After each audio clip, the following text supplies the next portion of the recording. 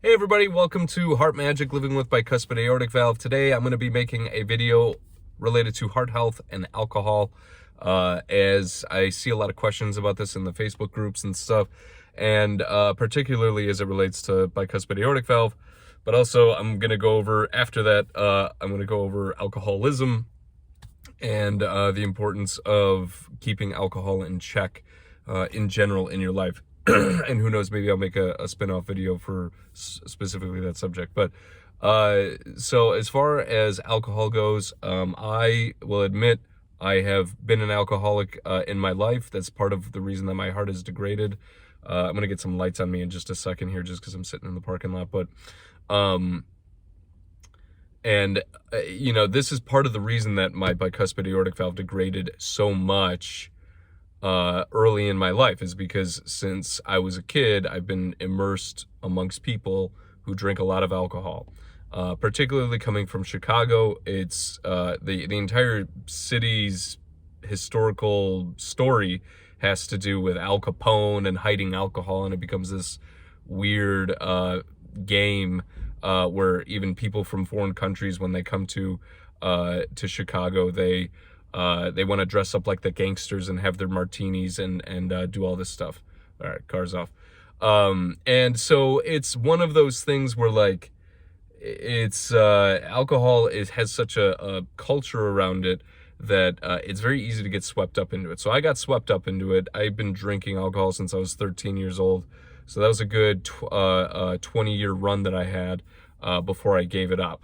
I also slipped back into drinking recently, and then I had to give it up again because I realized, okay, this is not how I slipped into it, and I had to sort of break myself out of it again. But thankfully, second time around, it was a lot easier to do that, and I really was able to do it just overnight. So now, all that said, can you drink alcohol with bicuspid aortic valve? And the truth is, yes. I mean, you can. I'm sure there's people who live to 90 who have bicuspid aortic valve, and they drink alcohol all the time, and they're fine. Let's not use those extreme cases of the dude who drank gin and smoked every day as an example for our own behavior. It's fun that those little novelty people are out there, but as far as we're not getting the full picture of what makes for a healthy life when we use those people as models. We need to use good models of health in order to live with a defect with one of the most major organs in our bodies. And the truth is, cutting out as much alcohol as possible is for the best. Can you still drink? Sure.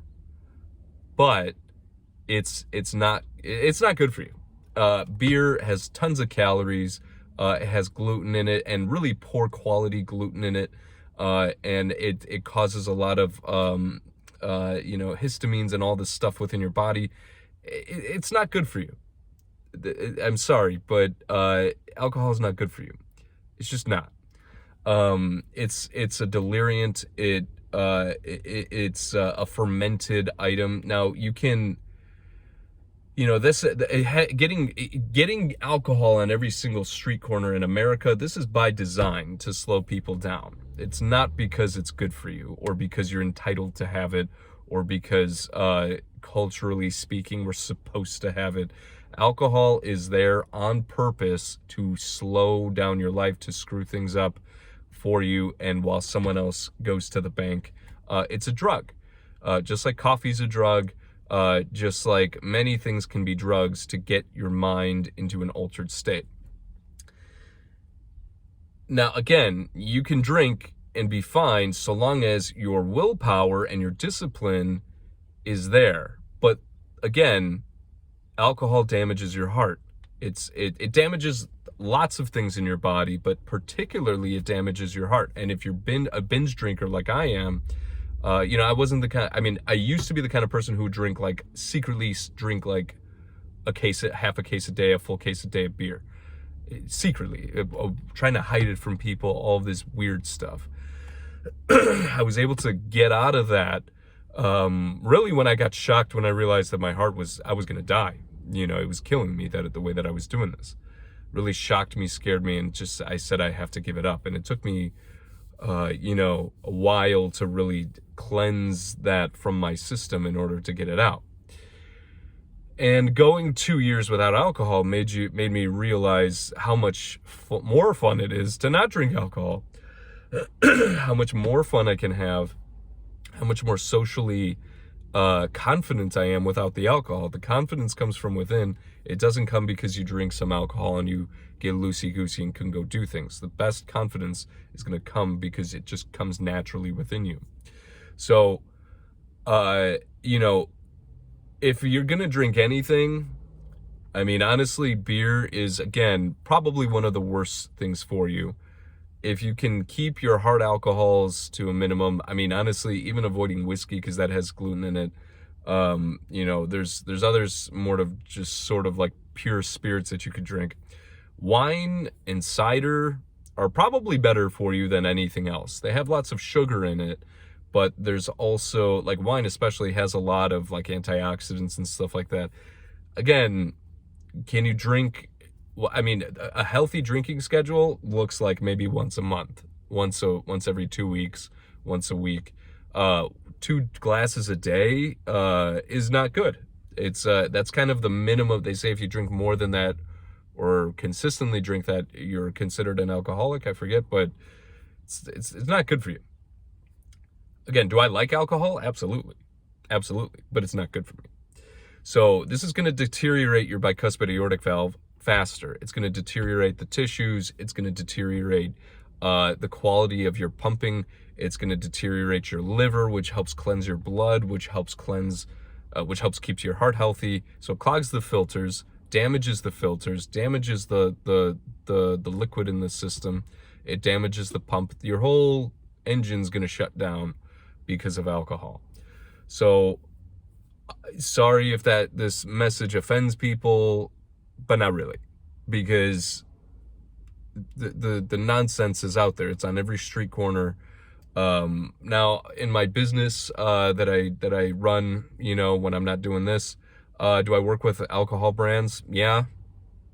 But again, I'm not here to tell people not to do things. I'm just here to tell you the truth of the situation, which is it's not good for you.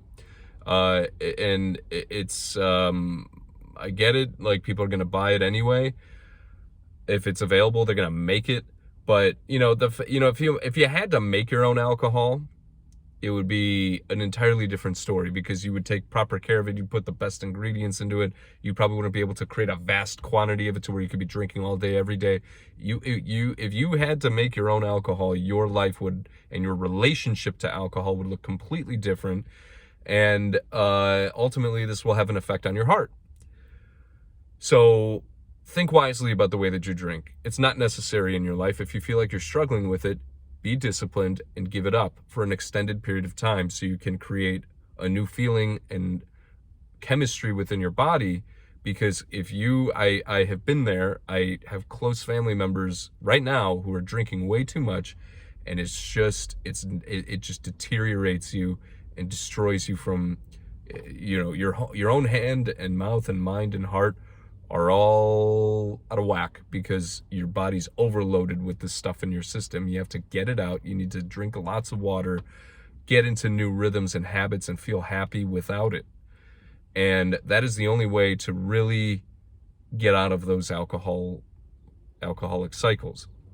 You also need to have standards for yourself of how much you're going to drink. If you're struggling to give up alcohol, diminish it. Okay, I know I'm drinking a huge amount per day. I'm going to do less tomorrow, and then less the next day, and less the next day, and extend and go long periods of time. I'm going to drink water in between. I'm going to feel happy being in social situations without it, or give up those social situations and just not even go by those people necessarily. Because the funny thing about alcohol is once you're with other people who are alcoholics, they get mad if you're not an alcoholic with them.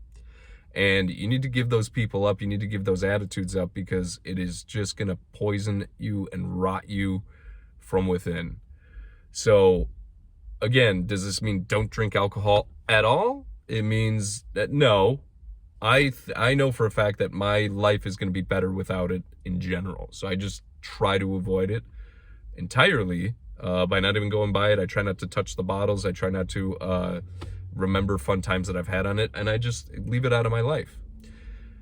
And that is probably the best thing for me, is to just not have it in my life at all, and to be truthful about the fact that I think it's just a straight up poison. But again, you know, if you're gonna drink anything, wine's probably best for you. Clean as possible what you're going to be drinking. You know, the stuff that's overloaded with gluten and hops and all this stuff, I mean, that's probably some of the worst stuff for you in terms of quality of alcohol. I know there's lots of people who own distilleries and breweries and all this stuff, and they're probably going to be watching this offended and blah blah blah. I'm sorry that you think that maybe I'm personally attacking you, but I think your drug of choice is out of whack. So it's you know, so if you have bicuspid aortic valve, drinking is going to deteriorate it. If you are struggling with alcohol, give it up and form a new relationship with it. Maybe you'll go back, maybe you won't, but then it's up in your hands. Clean the slate, get back to zero, feel good within yourself without it, and you'll be able to figure out what's next for you after that phase in your life. So this has been a video on alcohol relating to bicuspid aortic valve. I'll probably do another more in-depth video about giving up, the actual act of giving up alcohol. I know a lot of people out there who, you know, when you talk to them, they know they should give it up, but they just kind of don't, and they live in this zone that just keeps them behind the line of really bursting through and getting to this new phase where they don't have to worry about the way that they consume alcohol. And there's a lot of people out there who will just never give it up, and they're just choosing to never give it up, and also, or they're so addicted that they can't give it up. And I feel bad for those people. But you know, again, you have to want to give it up, and to want to be a new person without it.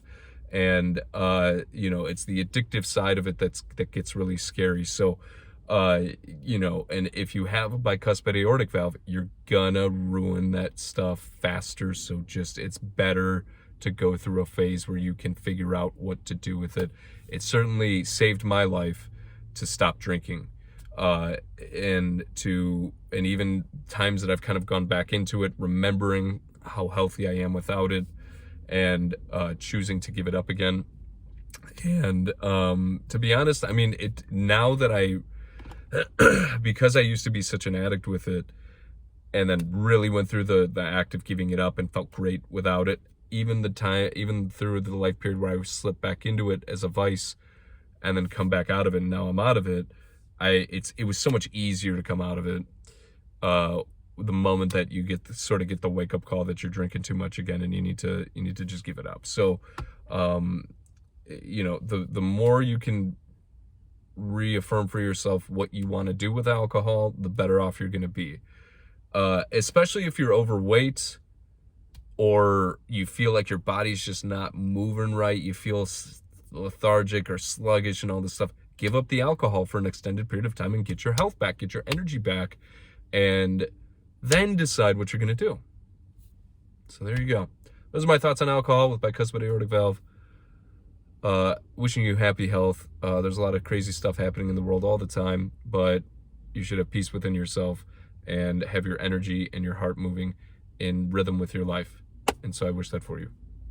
Bye-bye.